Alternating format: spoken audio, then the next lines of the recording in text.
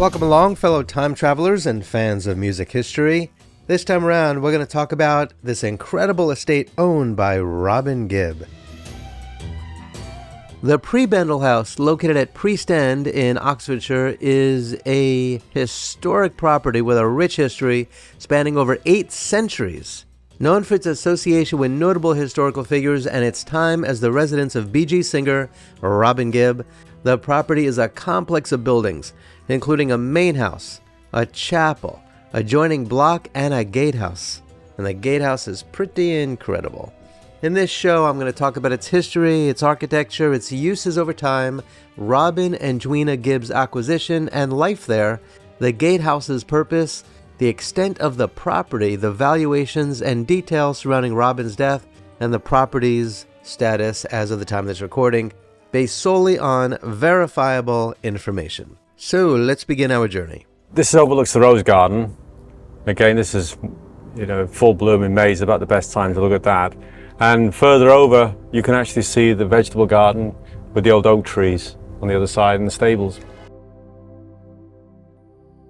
The Prebendal's origins date to the 12th century, when it was constructed as a residence for the Bishop of Lincoln's prebendary, a cleric responsible for managing church revenues. By the 13th century, it housed an order of Prebendal monks, remaining under church ownership until the early 19th century. Now, for those who don't know, a prebendal refers to a property granted to a prebendary, a cleric who holds a prebend, which is a type of stipend provided by a cathedral or collegiate church in medieval and early modern Europe. The term derives from the Latin prebenda, meaning things to be supplied. And so prebendal properties like the Prebendal house in Thame, Oxfordshire, were typically residences or land allocated to support the prebendary's duties, such as managing church revenues or performing religious services. And so these estates often held significant historical importance, as seen with the Prebendal's 12th century origins as a residence for the Bishop of Lincoln's prebendary. It's a little complicated, but not too much. And so this property is listed in the Domesday Book of 1086, indicating its early significance, though the current structures post-date this record. One of its most notable historical associations is with Joan of Arc. You see, in 1431, the property, which was then a monastery, was the site where her fate was decided, leading to her trial and execution, as confirmed by historical records. In 1533, Henry VIII and Anne Boleyn stayed at the Prebendal, adding to its royal connections. Over time, the property fell into disrepair, exacerbated by its moat, which contributed to its structural decline. Here's a little bit of what Robin Gibb had to say about the Prebendal. I was living in Barnes at the time, which is suburbs of London, and in a 16th century cottage. And it just wasn't big enough. We had our RJ and we were expanding and we needed to find a bigger place. So we looked in Country Life, which is a magazine for houses. We saw this place and we decided to come out one day and have a look at it. We got to the front. We thought the front of the house was actually the house and discovered it was just a lodge. And then found this place inside. It was 1,000 years old.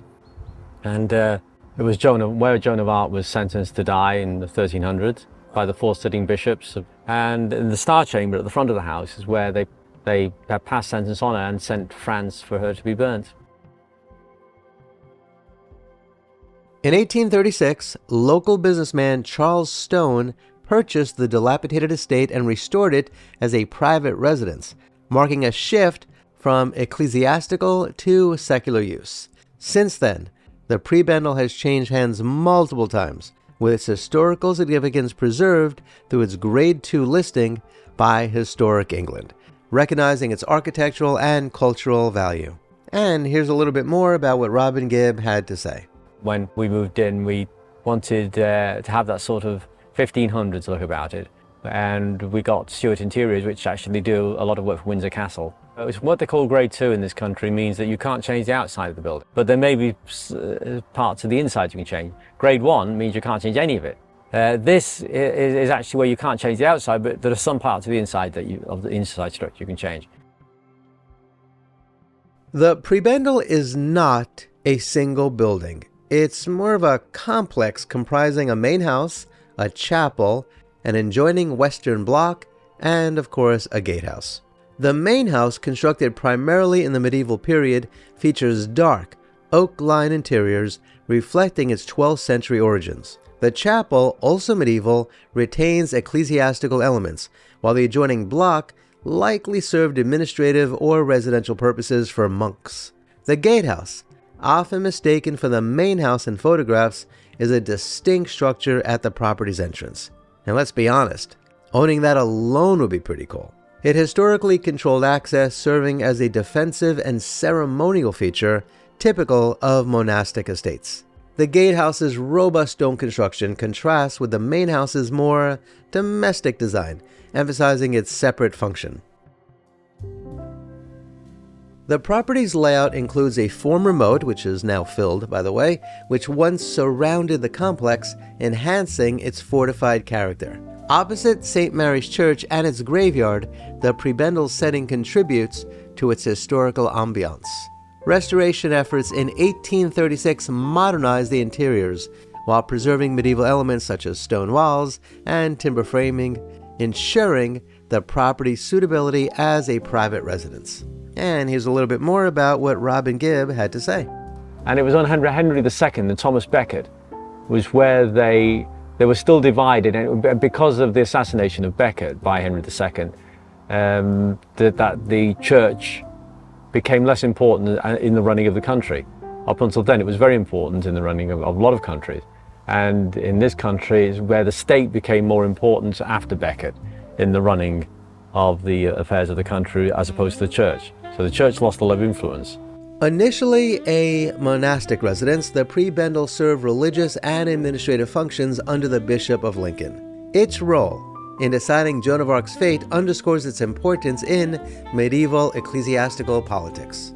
By the way, just to be clear, the Bishop of Lincoln did not reside there. It was not his primary residence. You see, the prebend at Thame, the prebendary, was established by the Bishop of Lincoln, who was likely Alexander, who was bishop from 1123 to 1148, and who is noted for granting land to the church in Thame. The prebendal was constructed under the oversight of Bishop Robert Grosseteste. I think I said that right. By the 16th century, it hosted royalty, reflecting its status as a prestigious guest house. After its secularization in the 19th century, it became a private home, a function it has maintained since Charles Stone's restoration. In the 20th century, its cultural significance grew when Robin Gibb, a member of the Bee Gees, purchased it, transforming it into a hub for musical creativity. So let's talk about them a little bit. Robin Gibb and his wife, Joanna Murphy Gibb, acquired the prebendal in 1983 after spotting it in Country Life magazine. They just wanted a bigger place to live. And Robin was going through a magazine and he thought, well, that looks nice, and they went to check it out.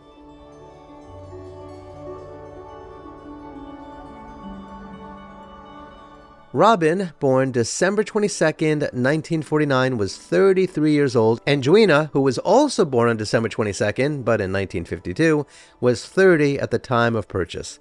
The couple lived there from 1983 until Robin's death in 2012, a period of 29 years. Their son, Robin John, everybody calls him RJ, was born on January 21st, 1983. He was obviously an infant when they moved in, and he grew up at the estate. As of the time of this recording, it is said that RJ, who is now 42, resides in the property's on-site lodge, while Joanna, now 72, remains in the main house. During their tenure, the prebendal also housed Andy Gibb, Robin's younger brother, in 1988 during his final days before his death at age 30 from heart complications. You see, Andy Gibb died at John Radcliffe Hospital in Oxford, England on March 10, 1988. He had been admitted to the hospital on March 7, 1988 after experiencing severe chest and abdominal pains. He collapsed at the estate and was rushed to the hospital, where he died the next morning of myocarditis, an inflammation of the heart muscle likely exacerbated by years of cocaine abuse. Life at the prebendal was marked by creativity and historical reverence. Robin, a prolific songwriter, used the property as a recording and composing space. In the months before his death, he collaborated with RJ on the Titanic Requiem, an album commemorating the 1912 Titanic sinking, recorded with the Royal Philharmonic Orchestra. The Prebendal's historical ambiance inspired Robin, who valued its connections to figures like Elizabeth I and Henry VIII. Joanna, an author and artist, organized a 2022 exhibition at Thame Museum to commemorate Robin's legacy, featuring memorabilia like his Harley-Davidson motorcycle and favorite cardigan. Now here's where things get really interesting. Robin and Joanna reported paranormal activity, including a clock-winding sound at 1 a.m. in the empty coronation room, sightings of a 17th century ghost named John the Gardener, and a bowl in the prayer room filling with ice-cold water. These accounts, while unverifiable, align with the property's reputation as haunted, fueled by its proximity to a graveyard and its ancient history. In the 1920s, a lot of these buildings were still separate. They were a cluster of buildings, almost like a village, and then they were joined onto each other, especially the back part to where the door is going in the back. That was joined on. There used to be an alley through there. We go to the other side. And they became as one. I mean, again, well, obviously the Grand Hall connected this to that. And I mean, there was a time when I first moved in, somebody walked down here before I had the gate. Somebody walked down here and tapped on the window and said, "Is this Long Crendon Village?" The gatehouse, distinct from the main house, historically served as an entrance control point, housing gatekeepers or guards in medieval times. The Prebendal includes a large acreage known locally as Robin's Meadow. Exact land measurements are not publicly documented, but the estate's size is substantial, encompassing the building complex and surrounding grounds. Valuation estimates are scarce, but a 2012 estimate suggests a value of about $10 million, reflecting its historical significance, size, and celebrity association.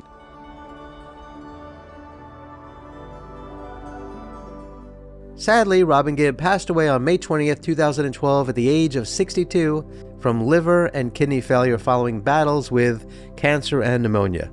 His funeral was held on June 8th, 2012 at St. Mary's Church, opposite the Prebendal, with a horse-drawn cortege and 200 attendees.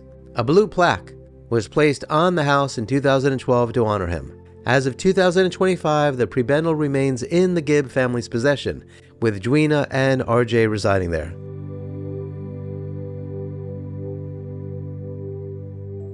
In conclusion, the Prebendal House is a testament to England's layered history, from its 12th century monastic roots to its role in Joan of Arc's fate, and its time as Robin Gibb's creative haven. Its architecture, blending medieval stonework with 19th century restorations, supports its varied uses as a religious, royal, and private residence.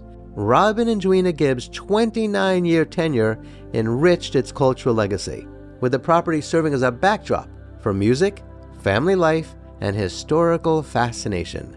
Valued for its rarity and prestige, the Prebendal remains a cherished family home, its gatehouse and meadow enduring symbols of its storied past and its role in music history.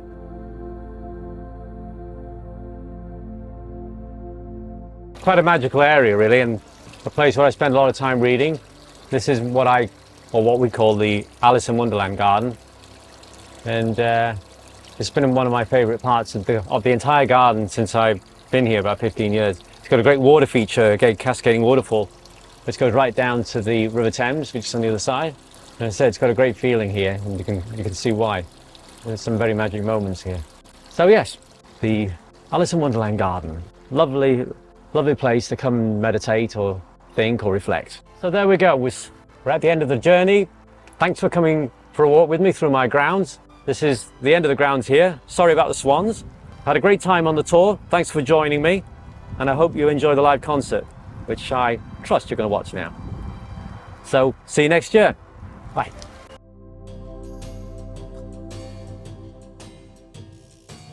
So, what do you think? If you're rolling in dough, would you live in the Prebendal? You know I would. By the way, what do you think should happen to the estate in the future? You think it should be turned into a Bee Gees museum? You gotta admit, that would be pretty cool. Please share your thoughts in the comments below. Can you do me a favor and like and share this video and subscribe to my channel and hit the notification bell? Kindly check out the description below to learn how you can support my research and productions, including buying any of the books that I wrote about Friar Park, Tinhurst Park, and the Dakota. Until next time, I wish you safe travels on all your journeys.